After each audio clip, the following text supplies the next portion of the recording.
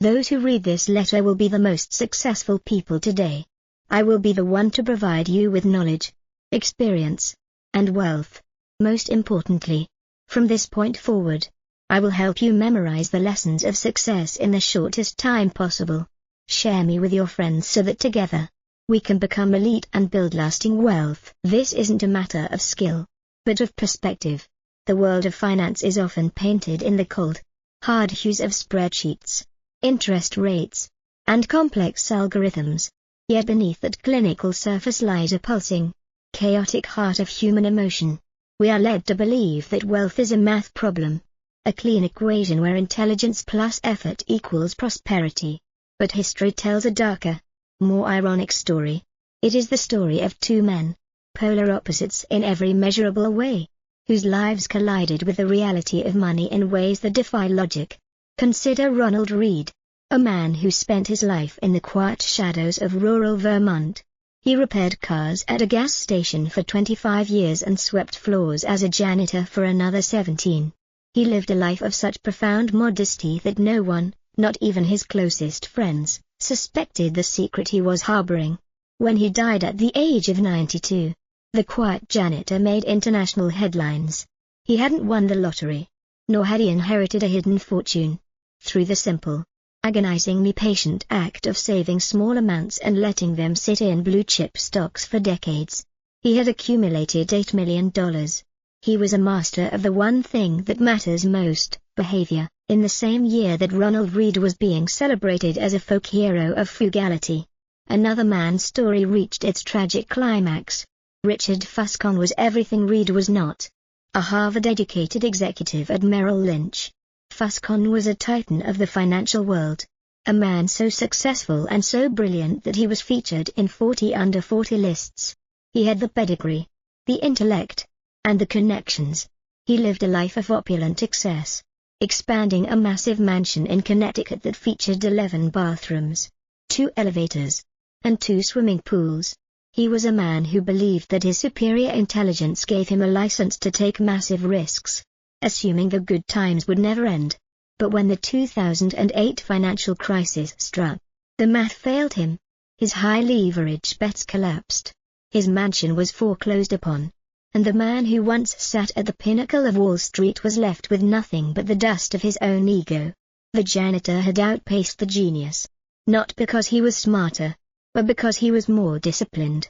This contrast serves as the foundational shock to our system. Finance is not a hard science like physics, it is a soft skill, where how you behave is more important than what you know. The analysis of these two lives reveals a startling truth: we are often our own worst enemies when it comes to money. Most people fail not because they are stupid, but because they are human. We are hardwired for survival, for status, and for immediate gratification, none of which align with the long-term discipline required to build wealth. The lesson learned is that financial genius is often just a matter of staying out of your own way. You do not need to be a Harvard MBA to succeed, you need to master your impulses. The story of Reed and Fuscon teaches us that the market does not care about your degree, it only cares about your patience and your ability to suppress the urge to show off. Wealth is what you don't see, it is the car not purchased, the jewelry not worn, and the luxury not flaunted. It is the silent power of a janitor who understood that time is the most powerful lever in the universe. As we move deeper into the forest of the human mind, we encounter the chilling concept that no one is crazy. Imagine a person born in the 1950s, witnessing the soaring bull markets of the 80s and 90s, versus someone born in the 70s who entered the workforce just as the dot-com bubble burst.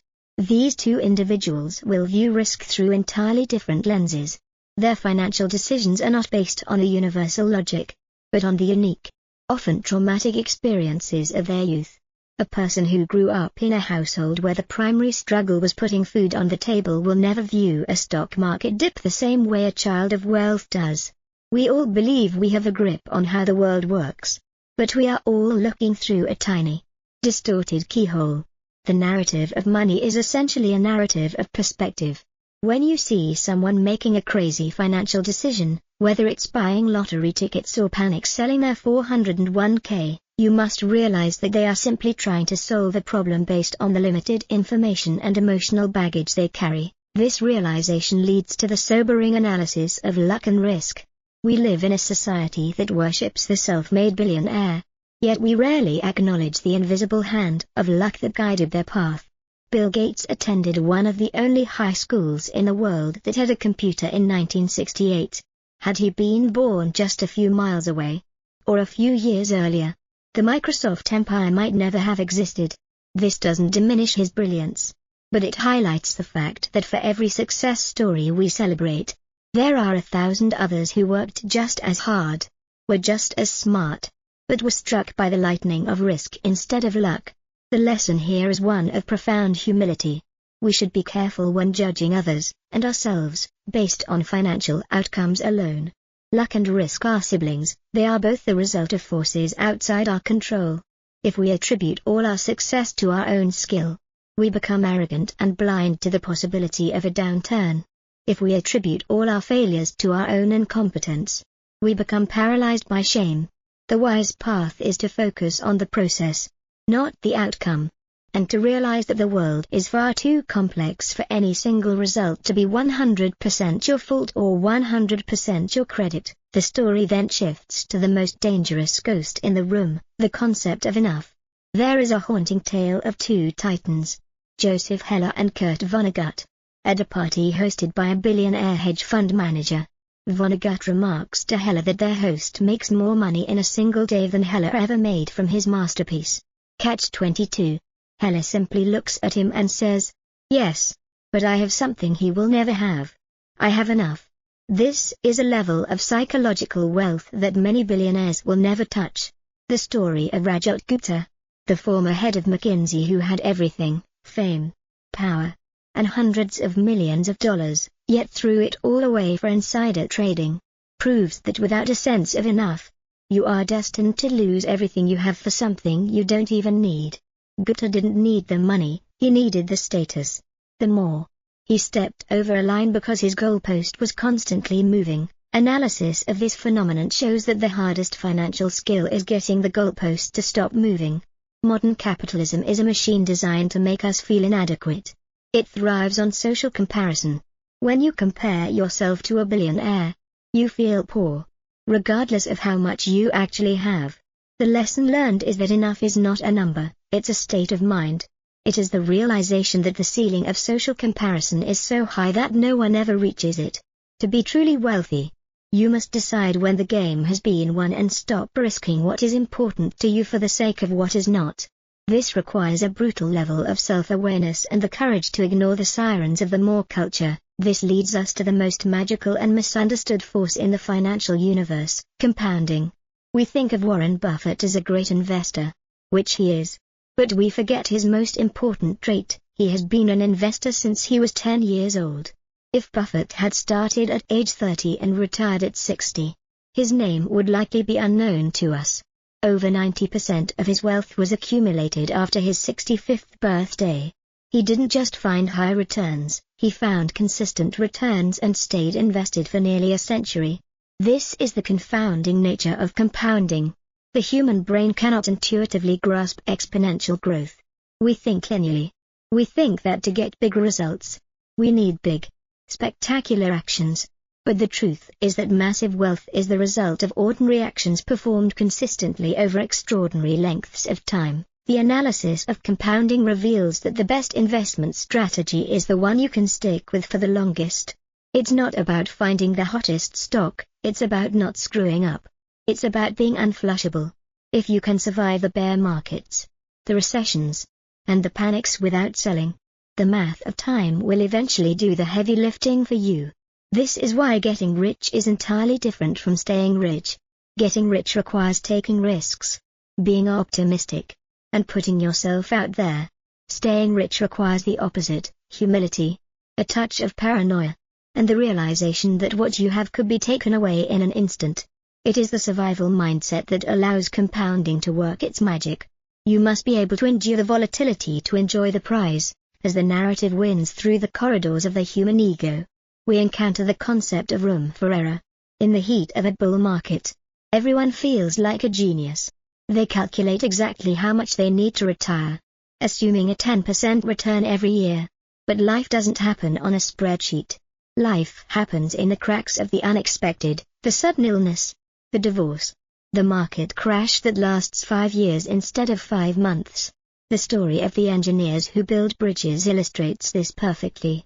They don't build a bridge to hold exactly the weight of the trucks they expect, they build it to hold 10 times that weight. They build in a margin of safety. In finance, the margin of safety is having enough cash and enough flexibility that you don't have to sell your stocks at the worst possible time. The lesson here is that the most important part of every plan is to plan on the plan not going according to plan. Most people think a margin of safety is for people who are unsure or unskilled. But in reality, it is the only way to survive a world governed by probability. The analysis shows that room for error is what allows you to stay in the game long enough for luck to find you. It is the difference between being a gambler who needs everything to go right and being an investor who can afford for a few things to go wrong. When you have room for error, you have something more valuable than money, you have the ability to wait. And in the world of the psychology of money, the one who can wait the longest is the one who ultimately wins. This brings us to the final, haunting realization of this first chapter. Money's greatest intrinsic value is its ability to give you control over your time. Being able to do what you want, when you want, with whom you want, for as long as you want, is the highest dividend money pays. The poor dad and the rich dad of the previous legends were both obsessed with the amount of money. But Husserl argues we should be obsessed with the utility of money. You can have millions and still be a slave to your calendar, your ego, or your fear. True wealth is the silence of a morning where you don't have to be anywhere else. It is the freedom to change your mind.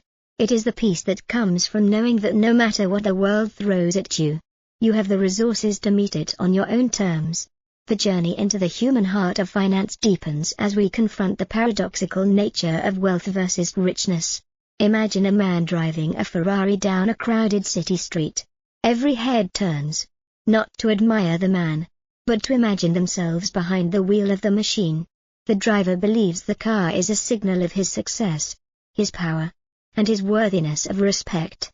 But the truth is a bitter pill, no one is looking at the driver. This is the man in the car paradox. We spend money on things to tell people we are successful. But those people only use our success as a benchmark for their own desires.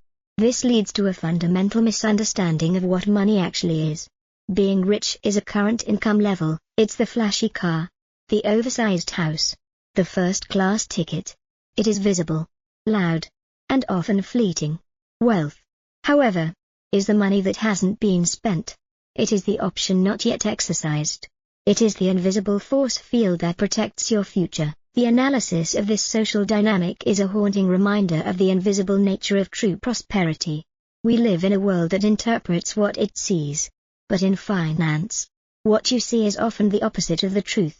If you see someone spend $100,000 on a car, all you know for certain is that they have $100,000 less than they did before they bought it.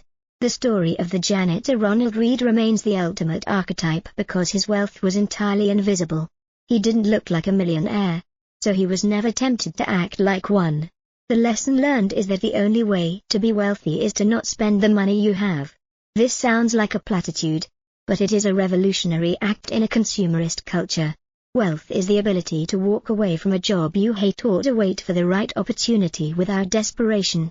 It is the unspent potential that provides the only thing money is truly good for, the freedom to control your own time. As the narrative shifts, we encounter the concept of rational versus reasonable.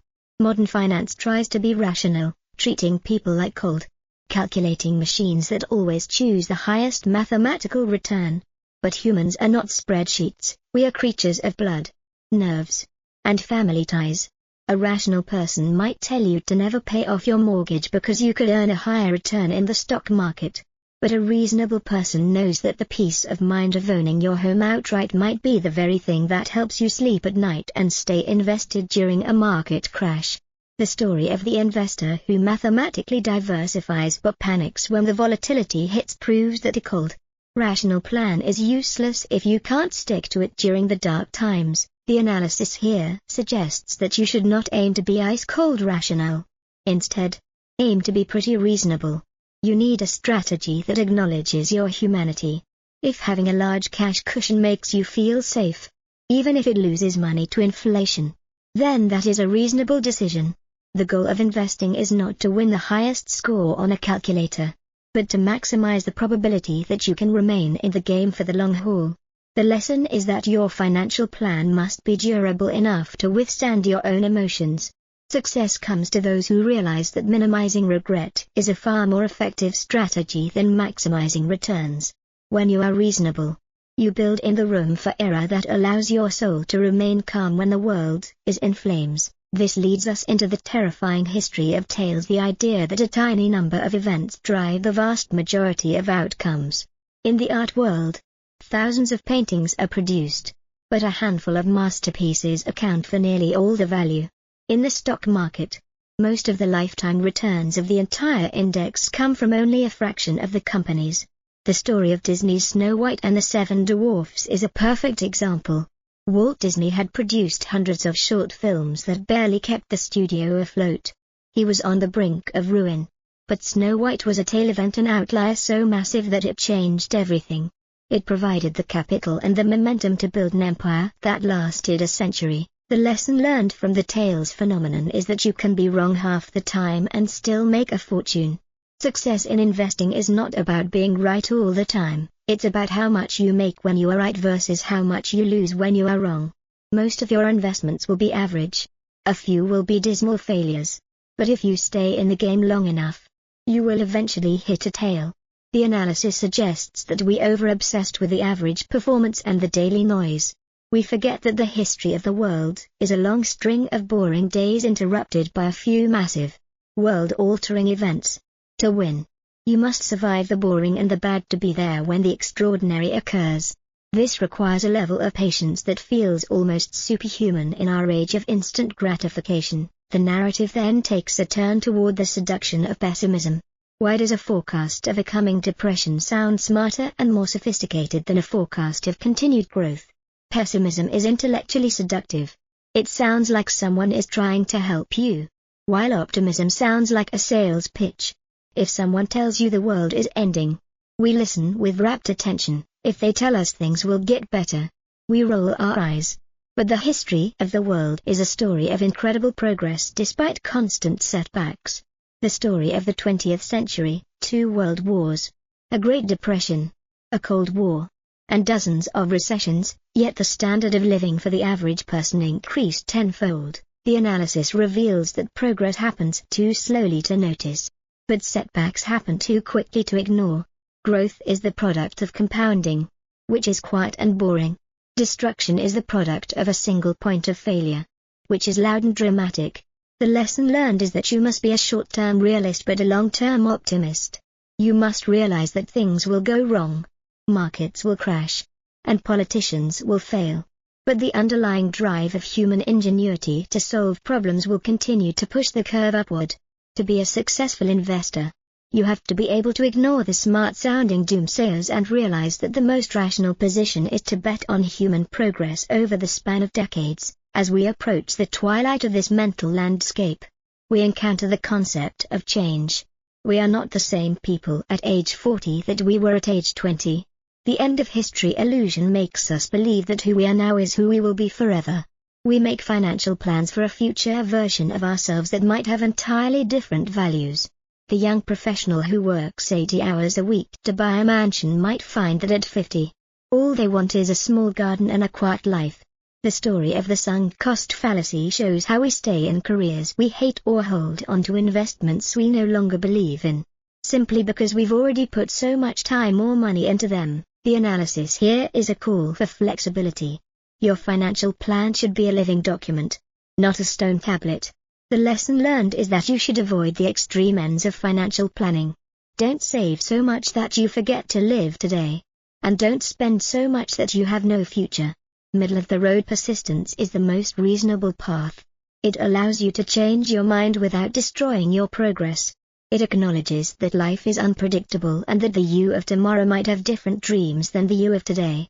Freedom is not just having money, it's having the flexibility to adapt to whoever you become. But there is a final, darker force at play, the price of admission. Most people want the rewards of investing, the wealth, the freedom, the security, but they don't want to pay the price. They think the price is money. But the real price is fear, uncertainty, doubt, and volatility. The story of the person who watches their portfolio drop 30% and feels like they are being punished by the market illustrates this perfectly. They view the loss as a fine for doing something wrong. But the market isn't a judge, it's a theater. The volatility isn't a fine, it's a fee. It is the price you must pay for the possibility of a higher return in the future. The lesson is that if you can't pay the price of admission, you don't get to see the show. When the market drops, don't view it as a personal failure or a sign of the end times. View it as the cost of a ticket to a better life. The analysis suggests that the most successful investors are those who can look at a massive temporary loss and say, "This is simply the fee I pay for the chance to compound my wealth." This shift in perspective, from fine to fee, is what separates the amateurs from the masters. It is the psychological armor that allows you to survive the tails and reach the enough. As we stand on the precipice of the final chapter, the narrative of the psychology of money has stripped away the illusions of math and logic. We are left with the raw reality of the human condition. We see that money is not a goal, but a mirror. It reflects our fears, our desires, our ego, and our need for control. The stories of the janitor, the executive, the artist, and the engineer have woven a tapestry that shows we are all just trying to find our way in a world where the rules are invisible and the stakes are our very lives. The stage is set for the final synthesis, the ultimate meaning of what it means to be wealthy in a world that only cares about being rich. The final synthesis of this journey brings us to the most difficult realization of all, that the most important part of your financial life is the part that cannot be calculated. We have explored the janitor's patience and the executive's hubris, the magic of compounding and the seduction of pessimism.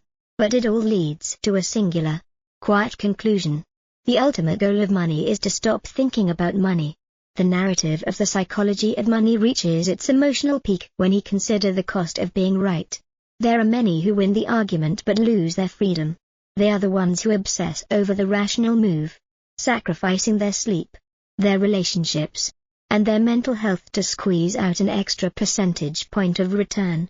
They have forgotten that the highest form of wealth is the ability to wake up every morning and say, "I can do whatever I want today." The analysis of this ultimate state of being reveals that success is a personal definition, yet we often let the world define it for us. We look at the man in the car and feel a pang of jealousy, forgetting that he is likely trapped in a cycle of needing to impress people who don't even like him. The story of Morgan Housel's own financial philosophy concludes this narrative. He doesn't seek to beat the market or to own a private jet. He and his wife reached a decision to pay off their house early, despite it being mathematically inferior to investing that money. They did it because it eliminated a layer of stress from their lives. It gave them a margin of safety that no spreadsheet could quantify. This is the lesson of humble independence. It is the realization that the best investment is the one that allows you to be the best version of yourself. This leads us to the core message of the book. Doing well with money has little to do with how smart you are and a lot to do with how you behave. It is an invitation to stop looking for the secret and to start looking in the mirror. Wealth is the accumulation of unspent choices. It is the buffer between you and the whims of a chaotic world. The meaning of this work is to liberate you from the rat race of social comparison and to anchor you in the reality of your own needs. It teaches that while luck and risk are real, your temperament is the only variable you can actually control. To win at money is to reach a point where you no longer need to prove anything to anyone, including yourself. The analysis of the book's conclusion suggests that we must embrace the messy middle. We must be savers who aren't misers and optimists who aren't naive. We must understand that the world is governed by tails, outlier events that will periodically break our plans, and that our only defense is a massive room for error. When you accept that you cannot predict the future, you stop trying to be a prophet and start trying to be a survivor. And in the world of compounding, the survivor eventually becomes the victor. The stories of Reed and Fuscon, of Heller and Gutter, are not just about bank accounts, they are parables about the human soul's struggle for autonomy in a world that tries to sell us a pre-packaged version of happiness. The core message of the psychology of money is that your relationship with money is a reflection of your relationship with yourself. And true financial success is found in the peace of mind that comes from having enough control over your time to live a meaningful life. It intends to convey that wealth is what you don't see, and its greatest value is the silence it buys you in a loud and demanding world. By mastering your ego, embracing the power of time, and building a margin of safety, you move from being a victim of the rat race to becoming the master of your own quiet, invisible empire. The most important financial skill is getting the goalpost to stop moving.